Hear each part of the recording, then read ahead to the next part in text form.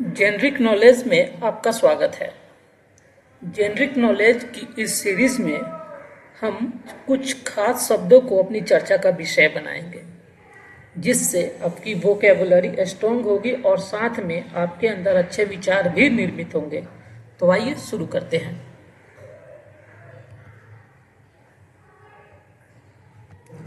आज का हमारा पहला वर्ड है इंटेंट टू इंस्पायर। तो सबसे पहले हम इस collections of words intent to inspire को बारीकी से समझेंगे, फिर इसके एग्जाम्पल को भी देखेंगे। ठीक है, तो ये जो कॉम्बिनेशन है इंटेंट टू इंस्पायर, 3 वर्ड्स की कॉम्बिनेशन है, इंटेंट टू और इंस्पायर। तो इसे समझेंगे। यहाँ पर जो टू है वो प्रीपोजिशन का काम कर रहा है। प्रीपोजिशन क्या है, नहीं है, ठीक है, क्यों लगाते हैं, ये सब जब हम प्रीपोजिशन को पढ़ेंगे तब हम जानेंगे। तो आज हम फिलहाल ये 2 वर्ड पे फोकस करेंगे, इंटेंट और इंस्पायर पे। इंटेंट का मतलब होता है कुछ करने की योजना बनाना या इरादा रखना, और इंस्पायर का मतलब होता है प्रेरित करना।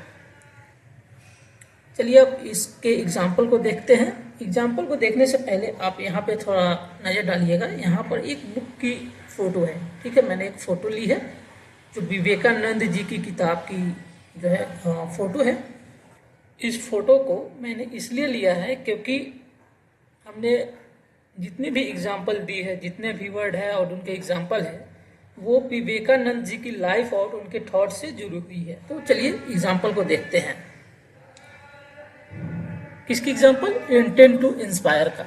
ठीक है, यहाँ पे देखिए, this book is the collection of Swami Vivekananda speeches. यह पुस्तक स्वामी विवेकानंद के भाषणों का संग्रह है। That intents to inspire the readers with his word, जो अपने शब्दों से पाठकों को प्रेरित करने का इरादा रखती है। हमारा अगला वर्ड है slumber of ignorance. Slumber of ignorance, अज्ञानता की नींद, और लीड टू द पाथ, पथ की ओर ले जाना या नेतृत्व करना। ठीक है, क्या है? स्लम्बर ऑफ इग्नोरेंस और lead to the path.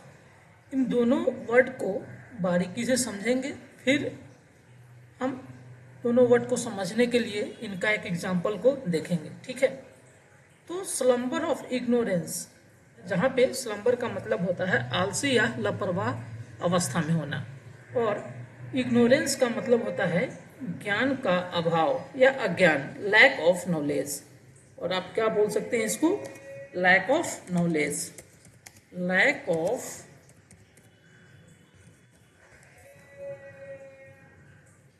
Of knowledge. ठीक है, और जो अगला हमारा वर्ड है वो है लीड टू द पाथ, पथ की ओर ले जाना या नेतृत्व करना। तो लीड का मतलब होता है नेतृत्व करना, डेलीगेट करना।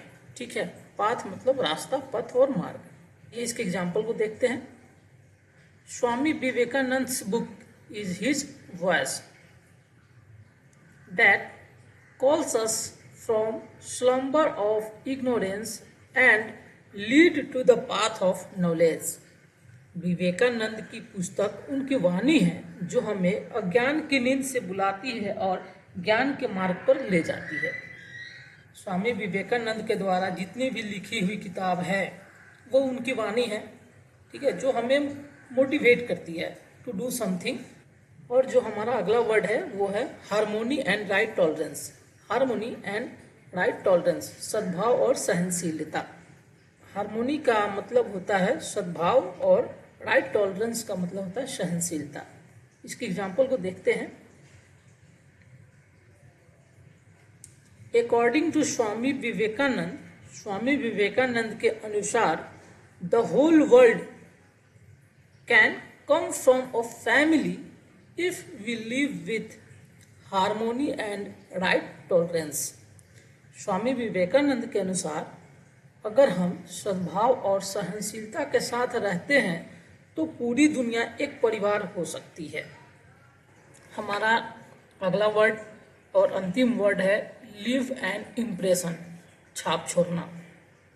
हम जब भी कोई काम करते हैं तो उससे हमारी व्यक्तित्व को डिफाइन किया जाता है, हमारी कैरेक्टर को डिफाइन किया जाता है। लीव एन इम्प्रेशन मीन्स छाप छोड़ना। Very few people can leave an impression on the world through their speech. बहुत कम लोग अपनी वाणी से दुनिया पर छाप छोड़ जाते हैं। And Swami Vivekananda is one of them, और स्वामी विवेकानंद उनमें